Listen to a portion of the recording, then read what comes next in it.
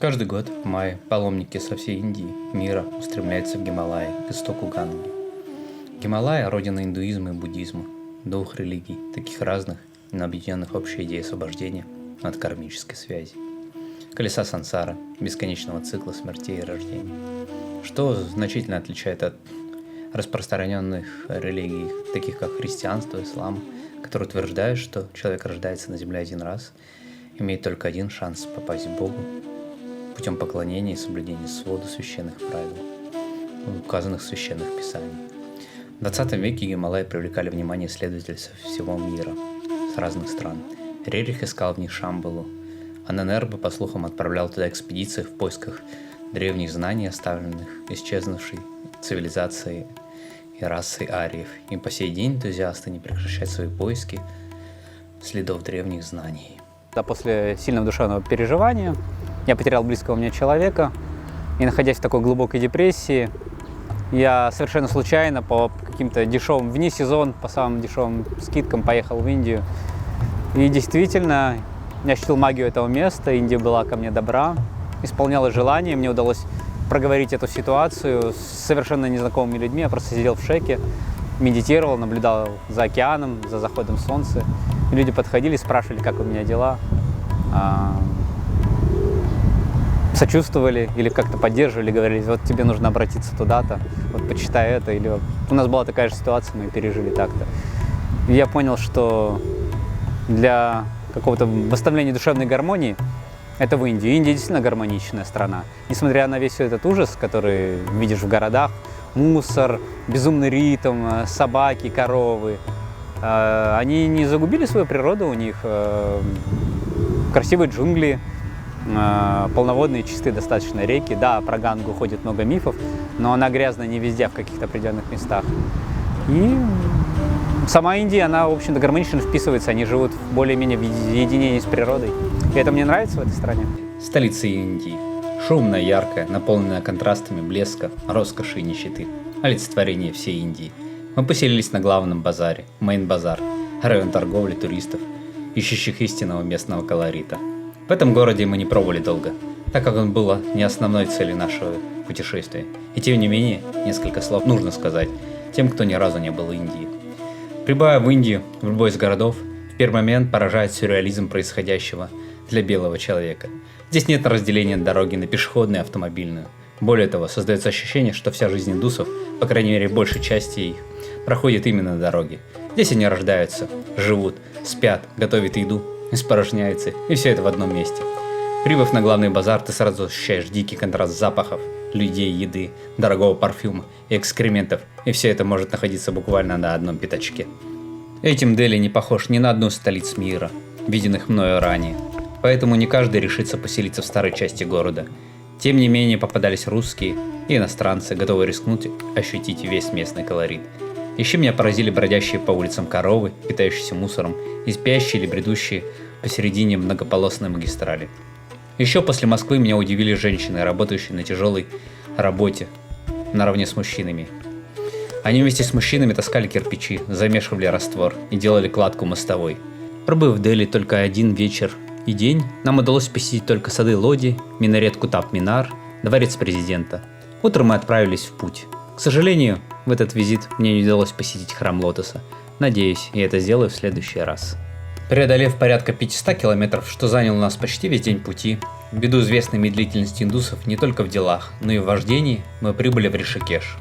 Ришикеш также известен как врата Гималаев и расположен в 25 километров от другого святого индуистского города Харидвара, являясь отправной точкой к древнейшим горным паломническим поселениям, таким как Бадринатх, Кадранатх, Ганготри и Яманутори.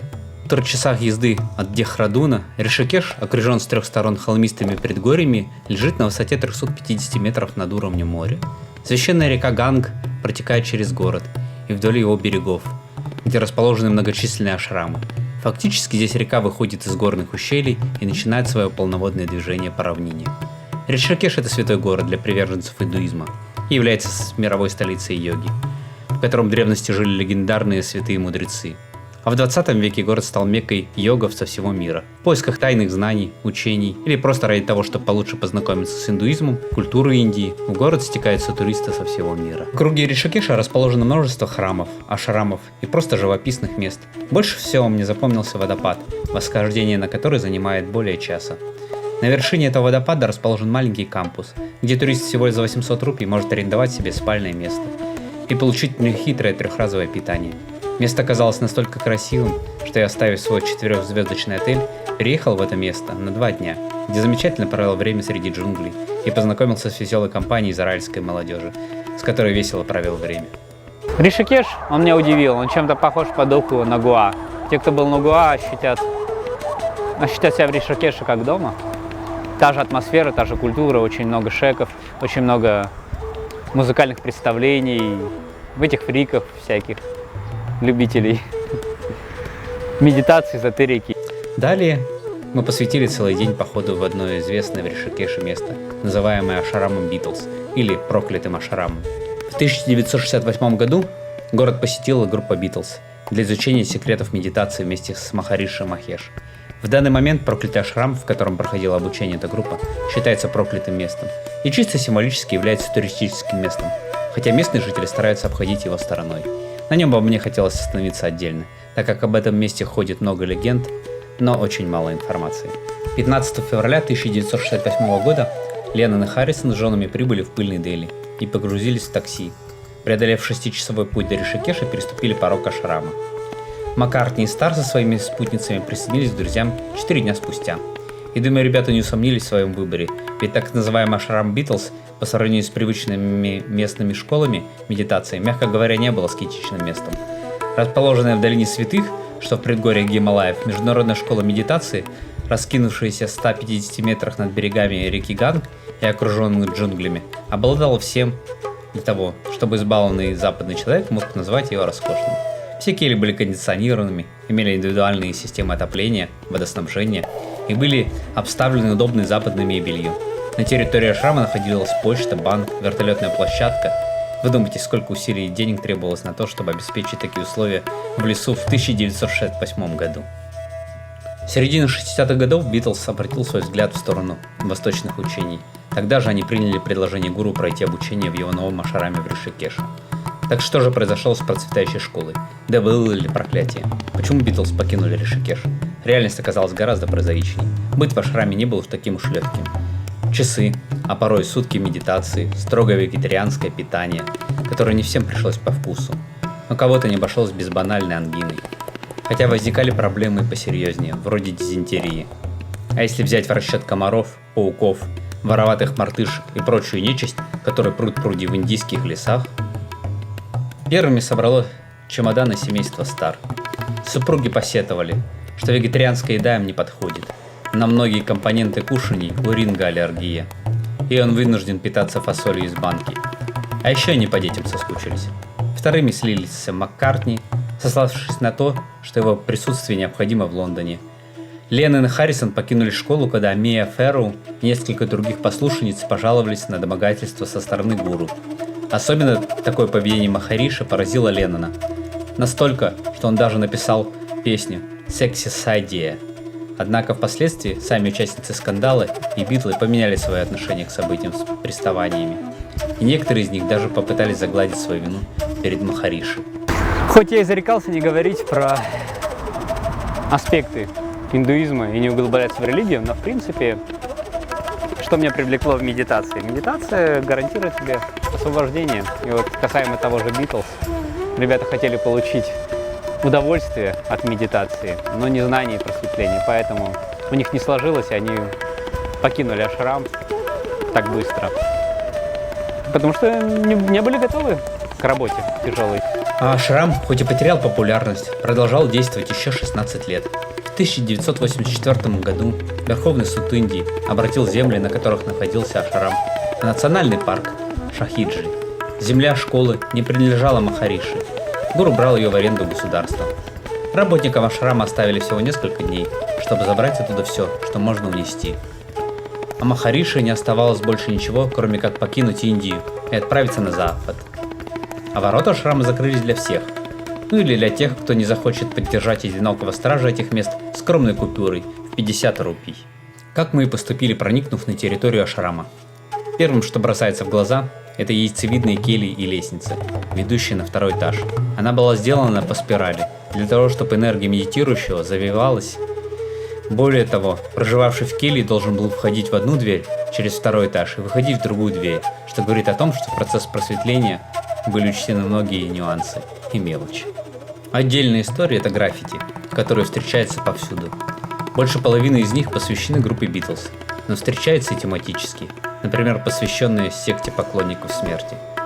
Также впечатлила столовая, несколько многоэтажных зданий, которые могли быть как жилыми помещениями для персонала, так и для гостей ашрама. Масштабы комплекса поражают и выглядят внушительными по сравнению с маленькими деревеньками, раскинувшимися вдоль реки. Ашрам по сравнению с ними предстает настоящим мегаполисом. Ярко светило солнце, пели птицы, и вездесущие мартышки, ставшие жителями этого города, сновали туда-сюда, недобро поглядывая на незваных гостей. Постояв немного на горе, полюбовавшись приближающимся закатом, мы ушли к тропинке, ведущей в город. Побыв несколько дней в Ришикеше, отдохнув и как следует набравшись сил, мы двинулись вглубь Гималаев. Что же касается восхождения вверх уже, все-таки Утаркаш и Ганготри – это города свыше 3500 метров. Там суровая природа, большие перепады высот. Минимализм царит. Несмотря на то, что дома опрятны, но не такой конкретный минимализм. Но не покосивший, нет покосившихся заборов, там каких-то кустарников, как это можно видеть на углу. Все в полном идеальном порядке. И я удивился, поля, даже поля, луга, они все выстрижены, как будто после газонокосилки. Укрепленные берега забетонированные полностью. Это впечатляет, ты чувствуешь себя как в европейском, может быть, не в Альпах, но в каких-то таких курортных местах, как Сочи, может быть, или Адлер. Очень близко. По пути в Ганготри, уже высоко в горах, нам встретился крупный ашрам, украшенный около сотни статуй богов, которым поклоняются индусы. Следует отметить, что в пантеоне индуизма сотни и сотни богов, каждый из которых олицетворяет стихию, определенный ранг или функцию. Нам удалось увидеть статуи танцующего бога Шивы, Ганеши, Ханумана, богини Кали в ее смертоносном обличии и множество других неизвестных мне богов. Место было настолько не похожим на виденные мною ранее ашрамы и настолько удивительным было встретить такое сооружение вдали от цивилизации, что мы не удержались и остановились пообщаться с обитателями ашрама. Мы узнали, что проживание с обучением и молитвами стоит здесь всего лишь 400 рупий. При этом проживающий получает отдельные кельи и питание. И что летом храм заполняет послушники и паломники, которые останавливаются на отдых по пути в Ганготри. Итак, наша старая Тойота и наш водитель, специально обученный езде по горным дорогам, доставил нас до места. Скажу сразу, нашей целью был штурм на 20 километров вверх в горы, вверх от Ганготри. Но пройдя 500 метров по пути к поселку, я сразу понял, что это слишком самонадеянно было с моей стороны, так как на высоте 4000 метров силы быстро покинули меня, и мне пришлось приходить в себя, сидя на скамейке, в течение 10 минут. К тому же город оказался закрытым для приема туристов и паломников, поэтому мы ограничились прогулкой по нему и традиционным купанием в реку Ганг. Скажу сразу, до этого я не нырял в прорубь, и для меня окунание в 3-градусную воду стало еще тем испытанием, но я его стойко выдержал, трижды окунувшись с головой. Медитация, в принципе, как спорт, она дает на первых порах очень хороший эффект.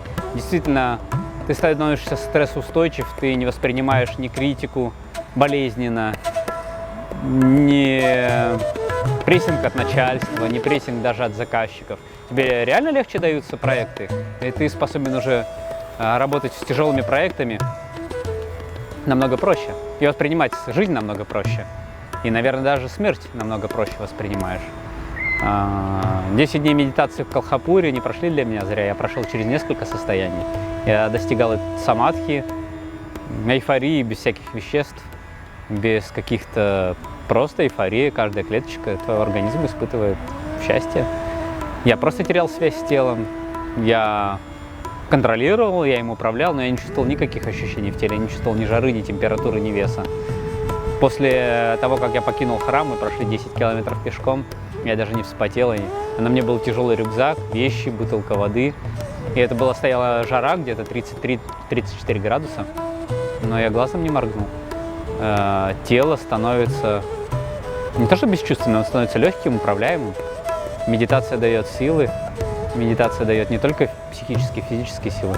Даже есть истории и факты, когда люди от хронических заболеваний избавлялись. Не тяжелых, но таких, как вот сахарный диабет, побеждали путем медитации. Потому что считается, что все болезни – это наши подпрограммы, вложенные в наше сознание. Если сознание чистое, и в нем нет посторонних подпрограмм, ты выздоравливаешь, потому что наше тело, оно самый лучший лекарь. Здоровое тело, оно идеальное. То есть, если тело функционирует идеально, оно здоровое. И медитация убирает то, что было внедрено, и то, что разрушает нас. Внедрено нами самими, обществом. Согласно индуистской мифологии, Гималая является местом жительства Господа Шивы и его супруги Парвати. Побыв у них в гостях несколько часов, мы отправились обратно и добрались почти без приключений. Хотя следует отметить, что нам сильно повезло, ибо за нами по пятам двигались грозовые тучи с ливнями и грозами, что грозило большой опасностью в горах. Дожди смывали наши следы пребывания, и мы медленно приближались к Утаркаше. Дальнейшее пребывание в Ришикеше запомнилось только ночными посиделками в кафе и шейках. Само пребывание в Ришикеше было похоже на бесконечный карнавал, так как не было ни дня, чтобы в городе не проходили обряды, какие-то посвящения. Наверное, я вернусь сюда снова, чтобы получше ощутить дух и энергетику гор.